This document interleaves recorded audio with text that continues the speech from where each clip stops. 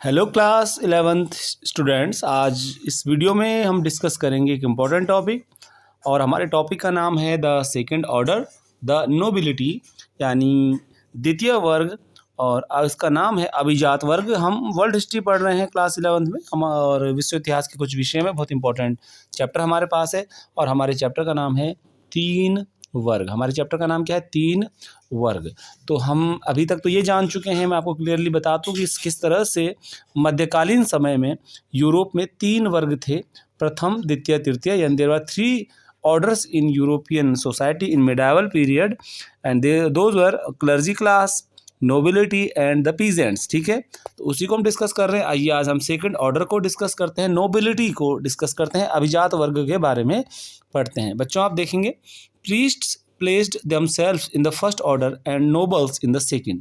जो यूरोप में पुजारी वर्ग था, पादरी वर्ग था, यानी जो चर्च था समझ लीजिए, उन लोगों ने अपने आप को समाज के पहले स्थान पर पहले वर्ग में रखा। जैसे भारत में ब्राह्मण पहले स्थान पर वर्ण व्यवस्था में रखे गए हैं, कुछ उसी तरह से।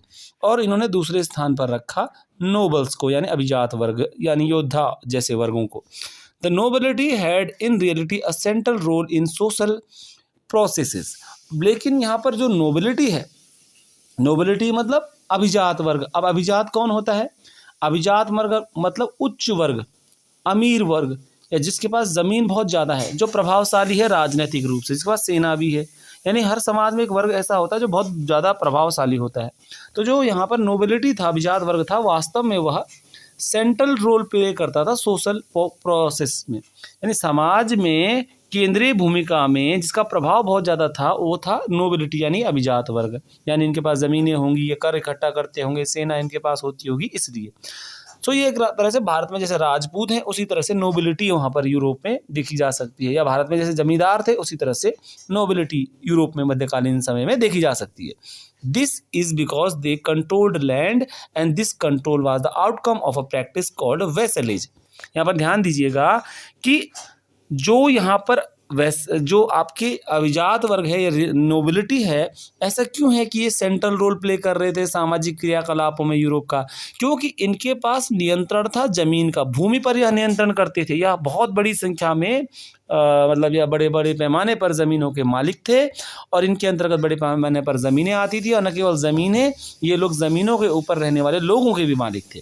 सो this control was the outcome of a practice called vassalage. लेकिन ये जो अभिजात वर्ग के लोग थे, पूरे जो यूरोप में फैले पड़े थे विभिन्न भागों में, ज़मीन के जो मालिक हैं, ये ऐसा क्यों है कि ये कंट्रोल उनका ज़मीन पर था? क्यों? क्योंकि एक प्रैक्टिस फॉलो की जाती थी यूरोप में उस समय, जो था वेसेलेज। एक ट्रेडिशन था वेसेलेज, एक परंपरा थी वेसेलेज। अब वेसेलेज तो वैसे ही लिखना पड़ेगा, टर्म जो इंग्लिश में है सेम हिंदी में लिखना पड़ेगा। तो सबसे पहले आप सवाल आता है वेसेलेज क्यों इतना महत्वपूर्ण है? वेसेलेज क्या है? देखिए, vassalage, the kings of France were linked to the people by vassalage. France के जो राजा थे वह प्रजा से जुड़े हुए थे वेसेलेज परंपरा के द्वारा। वेसेलेज शब्द भी कम से कम दो शब्दों से मिलकर बना है बच्चों। वेसेलेज शब्द में एक शब्द छुपा हुआ है, वेसल। वेसल का हिंदी में वर्ड अगर आप देखेंगे स्लेव, मतलब दास या गुलाम। यानी वेसेलेज ट्रेडिशन में क्या होगा, ये ट्रेडिशन बहुत पुरानी ट्रेडिशन थी, और इस ट्रेडिशन में क्या होगा कि एक व्यक्ति मालिक होगा, एक व्यक्ति नौकर या सर्वेंट या दास और गुलाम होगा। ठीक है, तो इसी तरीके से जो फ्रांस में वेसेलेज ट्रेडिशन पाया जाता था, ये कुछ उसी तरह की परंपरा थी जो कि जर्मेनिक पीपल, जर्मेनिक ट्राइब के लोगों में पाई जाती थी। यानी कि जो आप यूरोप का मैप देखोगे तो आपको अगर फ्रांस दिखाई देगा तो फ्रांस के पड़ोस में आपको जर्मनी दिखाई देगा। तो जर्मनी में एक ज़माने में रोमन एम्पायर के समय पे भी जर्मेनिक ट्राइब, बारबेरियन ट्राइब रहा करते थे, और वो एक ट्रेडिशन फॉलो करते थे, जिस ट्रेडिशन को वो भी कहते हों चाइना कहते हो, पर वेसेलेज जैसा सिस्टम फॉलो करते थे, और जिसको कहा जाता था वेसेलेज। और फ्रांस के लोग भी वेसेलेज परंपरा को पालन करते थे।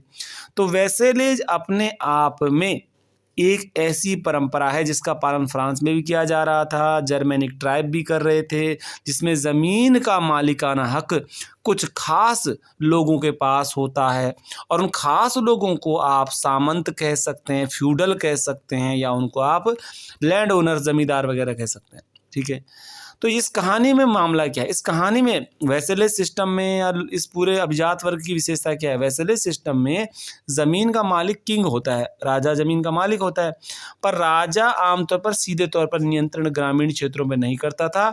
उसके लिए उसके पास वेसल्स हुआ करते थे। क्या होते थे उसके पास? वेसल्स। वेसल्स का मतलब होता है दास। तो ये उसके वेसल, राजा के वेसल कौन होंगे? राजा के वेसल होंगे जमींदास, या जिनको हम कह रहे हैं फ्यूडल्स। कौन होंगे? फ्यूडल्स, जिनको हम सामंत कहते हैं यहाँ पर। ठीक है, तो वेसलेज परंपरा में एक ट्रेडिशन में एक होता था राजा, उसके अधीन बहुत सारे वेसल्स होते थे, अभिजात वर्ग के होते, आप देख सकते हैं।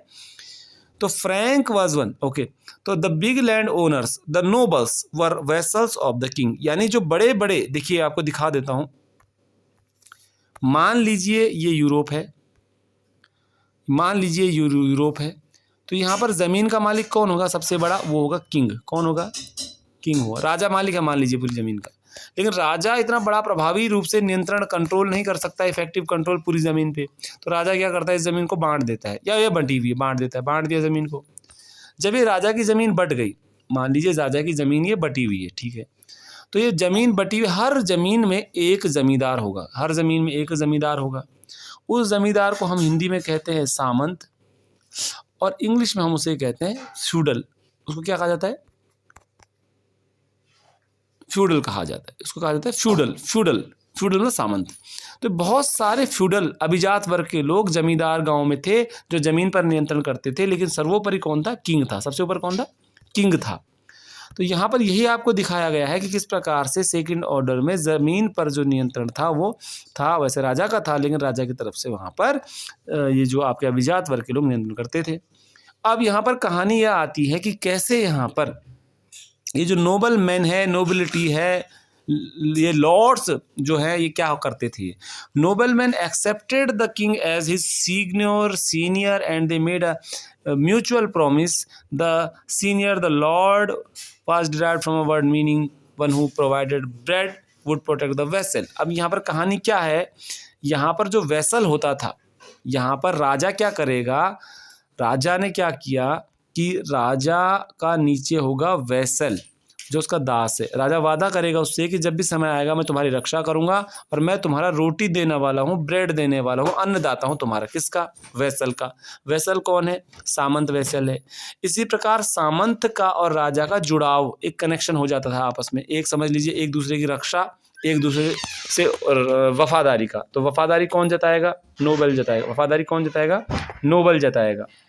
और राजा उसकी रक्षा का वचन देगा। और वो वेसल जो था, वो जो नोबिलिटी थी नीचे, वो वादा करेगी नीचे अपने समुदाय में जो फार्मर्स हैं, पीजेंट्स, उनसे कि मैं तुम्हारी रक्षा करूंगा, तुम मेरे लिए शपथ खाओगे, तुम मेरे लिए काम करोगे।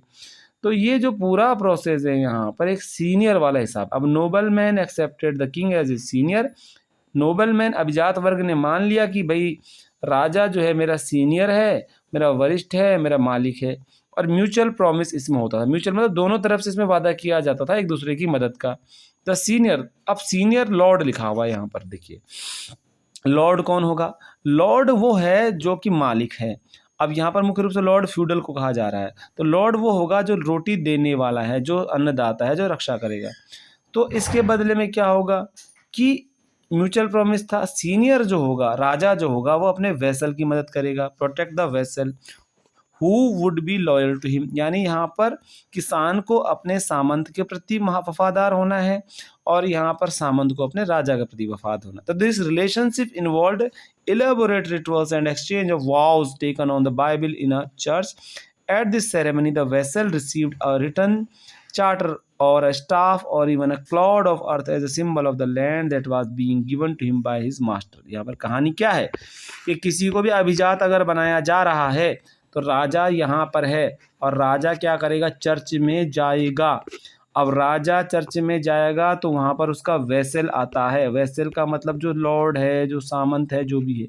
तो राजा उसको भूमि के टुकड़े के प्रतीक के रूप में क्लॉड देगा। क्लॉड मतलब भूमि का टुकड़ा, मिट्टी का ढेला देगा, और कसम खिलवाएगा बाइबल की, तुम मेरे प्रति वफादार रहोगे, जब मुझे ज़रूरत पड़ेगी तब मुझे तुम सेना दोगे, मुझे रेवेन्यू टैक्स दोगे, कभी विद्रोह नहीं करोगे। तो ये वेसल वफादार किसका है? राजा का। और भविष्य में क्या होगा? ये वेसल भी शपथ दिलवाएगा। ये जो लॉर्ड है ये भी शपथ क्या करेगा, दिलवाएगा किसको, किसानों को, सामान्य लोगों को, चर्च में ही। ठीक है, तो ये प्रक्रिया, ये किसान किसके लिए शपथ लेगा, ये शपथ लेगा लॉर्ड के लिए। कहाँ पर लेगा, चर्च में लेगा। तो ये किसान क्या काम करेगा, ये मेहनत करेगा, ये क्या करेगा, टैक्स देगा। तो ये पूरा सिस्टम बना हुआ है, और ये पूरा सिस्टम क्या है, ये नोबिलिटी है। आप इस वीडियो को देखें, कमेंट करें किस तरह से आप देखना चाहते हैं, कुछ गलतियां मुझे बताएं। अगले वीडियो में इसका पार्ट 2 में लाऊंगा। अगर आप कमेंट करते हैं। मेरे इस वीडियो को देखने के लिए धन्यवाद, थैंक यू।